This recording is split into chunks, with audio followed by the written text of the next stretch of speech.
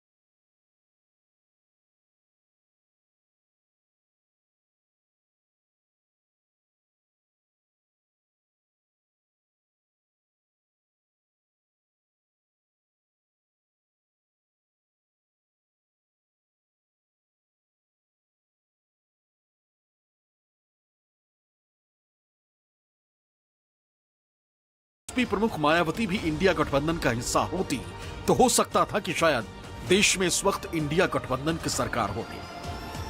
बात तो है, ये तो कहना पड़ेगा कि कांशीराम जी ने नींव रखी जी सर, और बहन जी ने काम किया जी, ये तो मैं भी मानता हूँ। मगर एक सवाल है जी सर, बहन जी आजकल चुनाव ठीक से क्यों नहीं लड़ रहे? ये भी सच है जी सर। अब हम चाहते थे कि बहन जी बीजेपी के विरोध में हमारे साथ लड़े जी सर, ये बात है। मगर मायावती जी किसी न किसी कारण नहीं लड़ी, तो ये भी मतलब हमें तो काफी दुख लगा, क्योंकि अगर तीनों पार्टियां एक साथ हो जाती तो बीजेपी कभी नहीं जीत सकती जी सर। साफ है 2024 के लोकसभा और यूपी उपचुनाव के बाद अब एक बार फिर यूपी के लिए 2027 का एजेंडा सेट हो चुका है, क्योंकि जो मुकाबला अब तक बराबरी का रहा है उसमें अगर राहुल गांधी के साथ मायावती फैक्टर शामिल हो जाए तो आने वाले दिनों में राजनीति काफी दिलचस्प हो सकती है। उत्तर प्रदेश की सियासत में इस बार सियासी घमासान का केंद्र दलित और मुसलमान है, और खास बात यह है कि इस बार का घमासान सत्ता पक्ष और विपक्ष के बीच नहीं बल्कि विपक्ष के ही सियासी दलों के बीच है। दलित मुसलमान गठजोड़ किसी जमाने में सत्ता तक पहुंचने की गारंटी हुआ करता था, लेकिन बदले हालातों में बीजेपी इस सियासी समीकरण को पूरी तरह बिगाड़ चुकी है। बावजूद इसके इस समीकरण के सहारे सत्ता तक पहुंचने की चाहत कम नहीं हुई। इसलिए जब राहुल गांधी रायबरेली पहुंचे तो उन्हें दलित छात्र संवाद में मायावती पर ही सवाल उठा दिया। बात तो है, ये तो कहना पड़ेगा कि कांशीराम जी ने नींव रखी जी सर, और बहन जी ने काम किया जी, ये तो मैं भी मानता हूँ।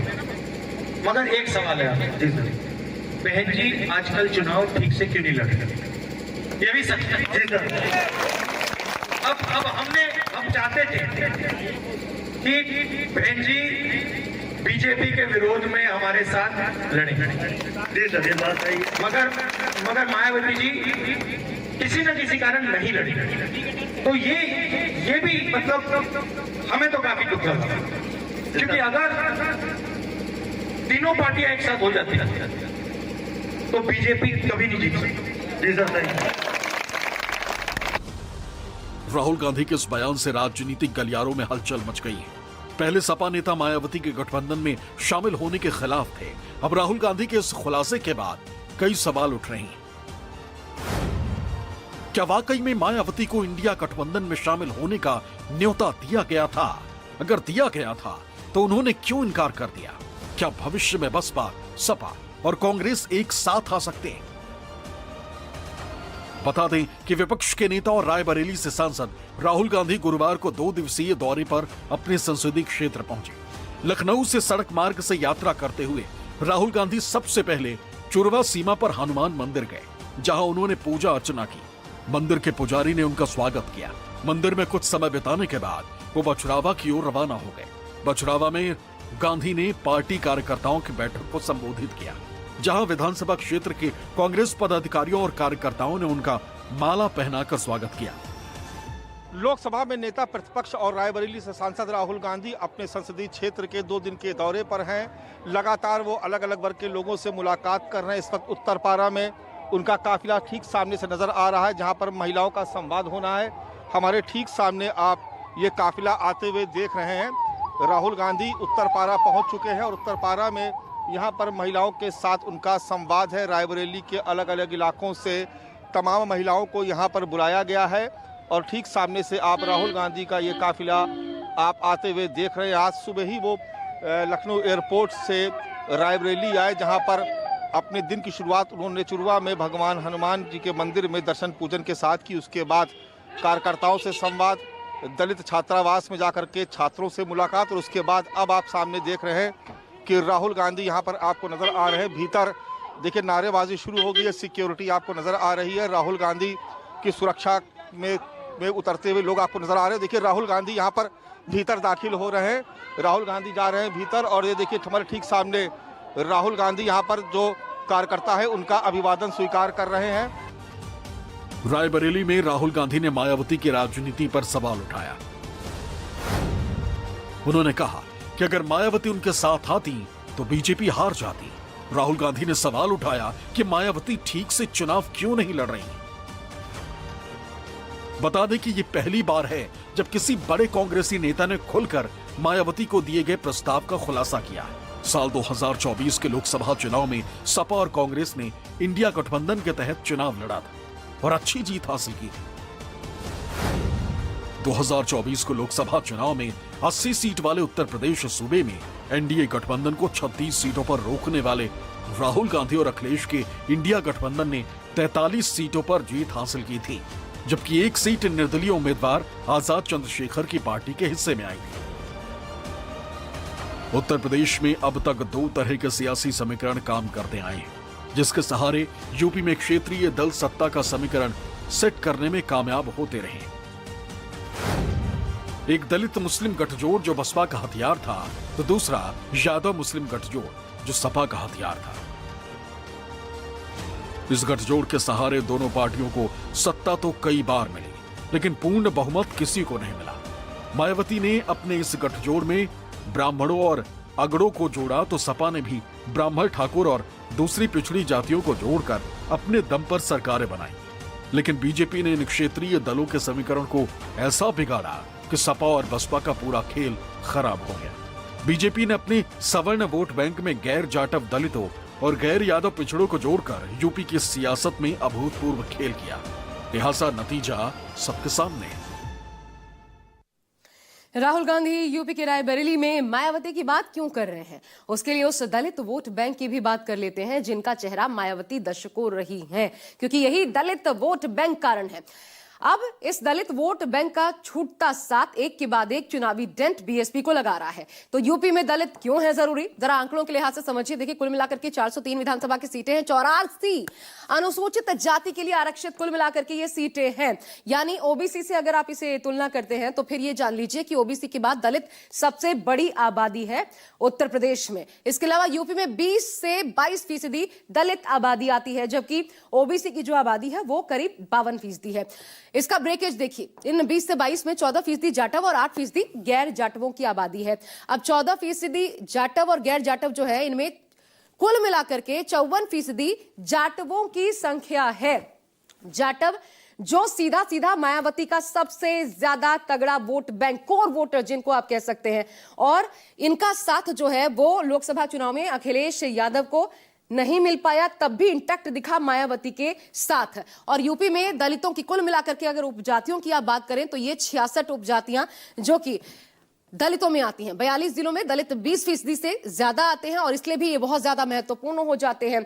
और अब कोशिश ये है कि इन्हीं को, ये जो कोर वोटर्स हैं, जिनको कि जाटव कहा जाता है, उनको तोड़ा जाए ताकि फायदा मिले। लेकिन क्या ऐसा इन बयानों के जरिए या फिर इस रणनीति के जरिए राहुल गांधी कर पाएंगे? और मायावती भी जानती हैं कि जिस तरह से दलितों का साथ छूटा है राहुल गांधी, यही कारण है कि इशारों ही इशारों में मायावती को मोदी की टीम बी बता रहे हैं। मायावती पर बीजेपी की बी टीम बनकर राजनीति करने के आरोपों के पीछे बीजेपी की तरफ से लिए गए कई ऐसे फैसले हैं जिन्होंने कहीं न कहीं बीजेपी को यूपी और दिल्ली की लड़ाई में फायदा पहुंचाने का काम किया। राजनीति के इतिहास में पन्नों को पलटकर देखने पर पता चलता है कि 2021 के विधानसभा चुनावों में बीएसपी ने 100 से अधिक मुस्लिम उम्मीदवारों को मैदान में उतारा। इसके कारण समाजवादी पार्टी के वोट बट गए और अप्रत्यक्ष रूप से बीजेपी को इसका फायदा मिला। आजमगढ़ के उपचुनाव में भी मायावती ने शाह आलम उर्फ गुड्डू जमाली को मैदान में उतारा, तो समाजवादी पार्टी ने मायावती पर एसपी के वोटों में सेंधमारी करके बीजेपी को फायदा पहुंचाने का आरोप लगाया। इसी तरह बहुजन समाज पार्टी ने राष्ट्रपति और उपराष्ट्रपति चुनाव में एनडीए उम्मीदवार का समर्थन किया। विपक्षी दलों ने नए संसद भवन के उद्घाटन का बहिष्कार किया, तो बसपा प्रमुख ने इसका स्वागत किया। और इस राज्यसभा चुनाव की वोटिंग में भी यूपी के इकलौते बीएसपी विधायक ने बीजेपी का साथ दिया।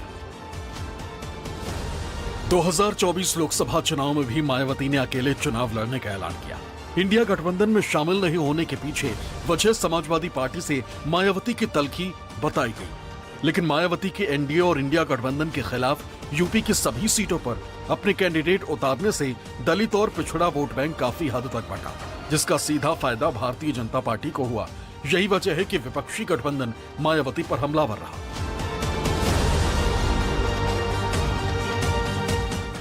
यही वजह है कि राहुल गांधी 2025 में भी मायावती को जिम्मेदार मान रही हैं। और अब मायावती ने भी राहुल गांधी के बयान पर पलटवार करते हुए कांग्रेस पर निशाना साधा है। उन्होंने एक्स पर लिखा है कि कांग्रेस पार्टी जिन राज्यों में मजबूत है या जहां उनकी सरकारें हैं, वहां बीएसपी व उनके अनुयायियों के साथ द्वेष व जातिवादी रवैया है, किंतु यूपी जैसे राज्य में जहां कांग्रेस कमजोर है, वहां बीएसपी से गठबंधन की बरगलाने वाली बातें करना ये उस पार्टी का दोहरा चरित्र नहीं तो और क्या है। फिर भी बीएसपी ने यूपी व अन्य राज्यों में जब भी कांग्रेस जैसी जातिवादी पार्टियों के साथ गठबंधन करके चुनाव लड़ा है, तब हमारा बेस वोट उन्हें ट्रांसफर हुआ है, लेकिन वो पार्टियां अपना बेस वोट बीएसपी को ट्रांसफर नहीं करा पाई हैं। ऐसे में बीएसपी को हमेशा घाटे में ही रहना पड़ा है। दरअसल अपने दम पर राजनीतिक सत्ता तक पहुंचती रही दलित पार्टियां आज हाशिए पर हैं। मायावती की बहुजन समाज पार्टी इसका मौजूदा उदाहरण है, जो आज अपने दम पर सरकार बनाना तो दूर, एक सांसद तक पार्लियामेंट नहीं भेज पा रही। एक समय बीएसपी कहती थी कि संविधान के सम्मान में बीएसपी मैदान में, लेकिन अब ना तो पार्टी के अंदर वो सियासी धार दिख रही है और ना ही नेताओं में इच्छा शक्ति।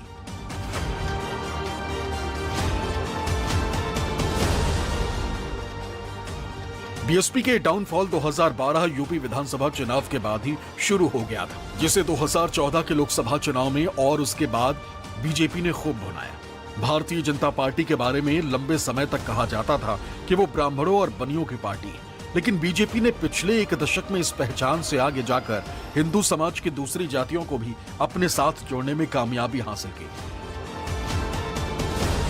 आप प्रश्न खड़ा कर सकते हैं, शासन पर खड़ा करिए, लेकिन महाकुंभ पर प्रश्न मार्क खड़ा मत करिए, आस्था पर प्रश्न मार्क मत खड़ा करिए।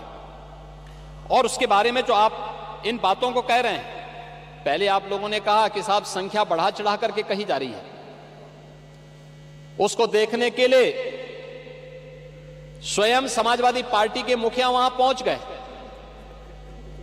कि वास्तव में भीड़ हो रही कि नहीं हो रही है। उन्होंने देखा तो अब कहने लगे साहब भीड़ ज्यादा हो रही है, लोगों को पूरा स्नान करने का मौका नहीं मिल रहा, आप तिथि और आगे बढ़ा दीजिए। यूपी की सियासत में धर्म की राजनीति का पुराना इतिहास रहा है। सभी दल अपनी अपनी सहूलियत के हिसाब से इसका इस्तेमाल वक्त वक्त पर करते रहे। यूपी में भले ही लड़ाई बीजेपी और इंडिया गठबंधन के बीच मानी जा रही हो, लेकिन सियासत में हर दल अपने अपने वोट बैंक को मजबूत करना चाहता है। यही वजह है कि चाहे अखिलेश हो या फिर राहुल गांधी, दोनों ही अपनी पार्टी के साथ पिछड़ा, दलित और अल्पसंख्यक वोट बैंक को जोड़ने की जुगत में लगे। हाल के चुनावों को देखें तो मुस्लिम वोट जहां कांग्रेस के साथ रहा है, तो वहीं दलित वोट बैंक का बिखराव हर दल में हुआ है। ऐसे में 2027 से पहले बीजेपी, कांग्रेस और समाजवादी पार्टी में इस वोट बैंक को जोड़ने की होड़ मच गई है।